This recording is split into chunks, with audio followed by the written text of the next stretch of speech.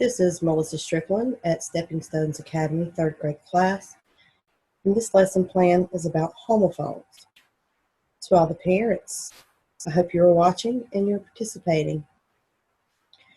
Now, we've already been discussing homophone words this year and how they are frustrating and can be confusing for students, but with practice you can begin to understand which word goes with which meaning. Before we get started with this lesson, we will review what we have already discussed and learned about homophones. The student learning objective for this lesson is, at the conclusion of this lesson, the student shall be able to decipher the meaning of a homophone as it relates to the context in which it is used in a sentence. Now, what is a homophone? Think about that for a minute.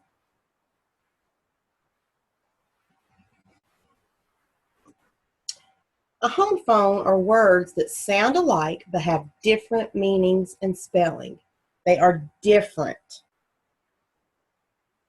The meanings and the spelling are different.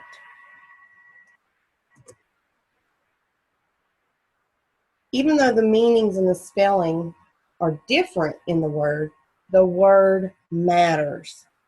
How it's spelled matters. What it means matters. Why?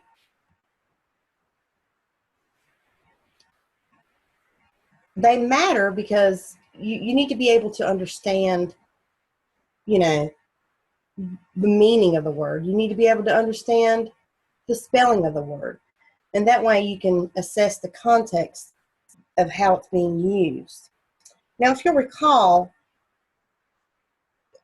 in our discussion in class, homophones involve sound and listening. It's just like when we talk on the phone.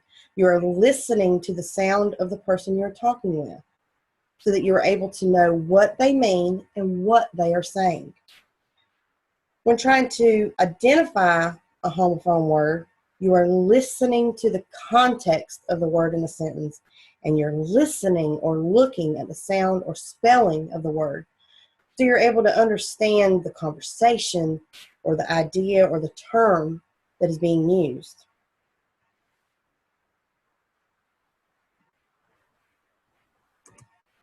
Let's review some of the sentences that we used that were a little bit nonsense. And if you recall, if you'll just take a minute and just read over those. Now, can you remember what homophone word was incorrect in that sentence? I read an adventure book in class today. Correct, red. Red, you're identifying R-E-D, that identifies a color, the color red. When you read R-E-A-D, when you read a book, R-E-A-D, you've read something. Let's look at the next one. I hear there will be pizza for lunch today. Can you remember and identify the homophone word in that sentence? Correct.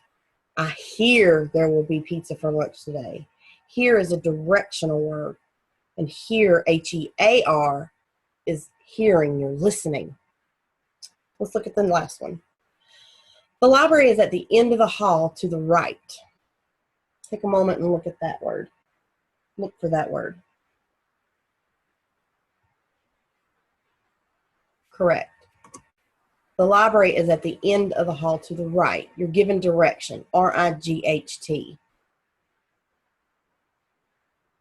Now, when using homophones, a visual dictionary can be helpful.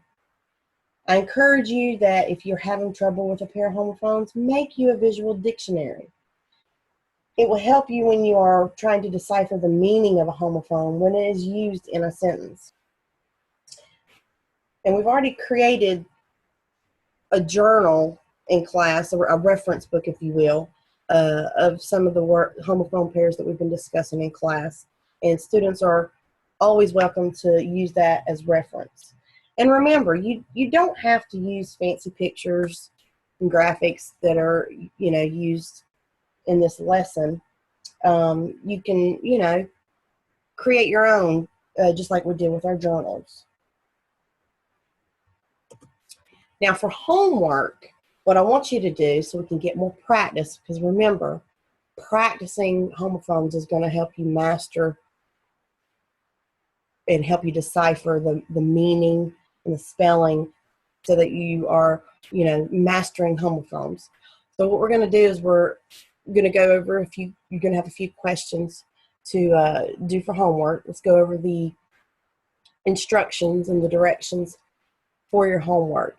You need to carefully read each of the questions. And then on a sheet of paper, write down your answer. Write down what you think the correct homophone word is. And then after you've completed it, I want you to define the pair of homophones in each sentence. And after you've defined them, that'll help you to be able to decipher between the pair of homophones. I want you to reevaluate your answers and see how many you got correct and how many you need to work on.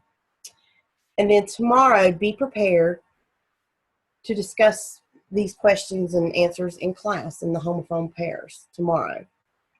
So let's briefly go over the questions that you'll have for homework.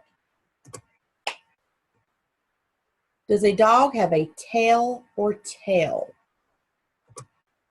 If you are sad, would you shed tears or tears?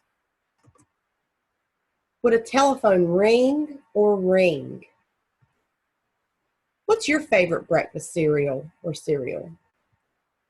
The king's reign or reign lasted 30 years. And finally, I couldn't bear to sit through that play again. As you're doing your homework, ask your parents, for help if you're needing it. And remember, you can always make you a visual dictionary to help you if you're having troubles with a pair of these homophones.